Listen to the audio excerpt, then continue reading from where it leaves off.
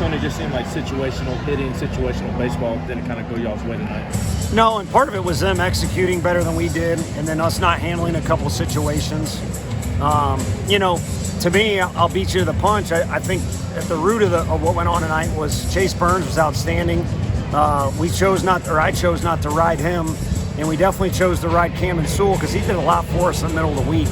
And I think anyone would like to see what would have happened if we would have flip-flopped that deal a little bit with those two guys in particular. With Chase not going back out there for the sixth, was it just a matter of it being his third start early in the year? Yeah, I mean, definitely timing-wise. I mean, we're in league players. We get deeper into the year is really what the deal is.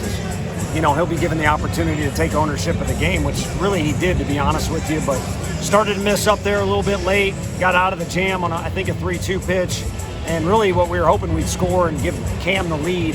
But he went out there with a 1-1 game, and they outclassed us the last 4 innings of the game. It was a 4-inning battle.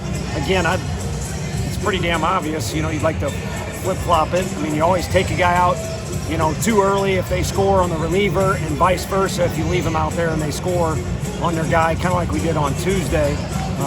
But they beat us up the last 4 innings. And then with Camden, just what do you think went wrong for him? Do you think maybe 52 pitches on Tuesday affected him? Yeah, I think a little bit, but also he was going a lot faster than he normally is out there. And I think he was just jacked up. I mean, these guys have been looking forward to this tournament for a while, and there's a lot of emotion, in the dugout and in pregame. The guys wanted to start the weekend off well, and they didn't. And I think we learned a lot of valuable lessons as it relates to handling emotions and ups and downs of, what can be perceived as a big game, although they're all big games. What did you see from Chase Burns tonight in his 10 strikeouts against the #1 team in the country? He was outstanding, but without sounding like it's a boring thing or a bad thing, he's just kind of been the same guy. I mean, that was who he's been in scrimmages, and then also in the first 2 weekends.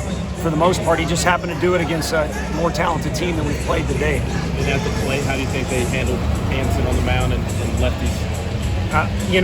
Hansen was better against lefties tonight. The splits say he's a little tougher on righties, but I think just overall, with how good that kid is and what his numbers have looked like the last 2 years, we did a respectable job of, it wasn't good enough, so you don't want to be satisfied or too complimentary of that, but I'd have to say our guys stood in there pretty well against one of the best pitchers in the country.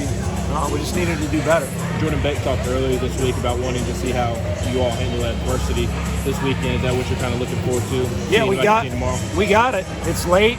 We're fortunate enough we only play midday tomorrow, but we play another great program, and it's on this stage, once again. And then, 2, they had high hopes going into tonight. It didn't go well for them, so how they handle that as well as the coaches is going to be a big deal. Just what do you see from Baylor earlier today, and just kind of what do you expect out of them tomorrow? Yeah, I honestly didn't see anything because we were prepping for this game, but some of the other coaches did, so there'll be information there. But we know those coaches very well. I think all the coaches at this tournament kind of know each other well, and they all, are pretty dang good at what they do. So those guys will be well coached tomorrow. I know we're facing a righty that throws a bunch of different pitches, so we'll see what we can do.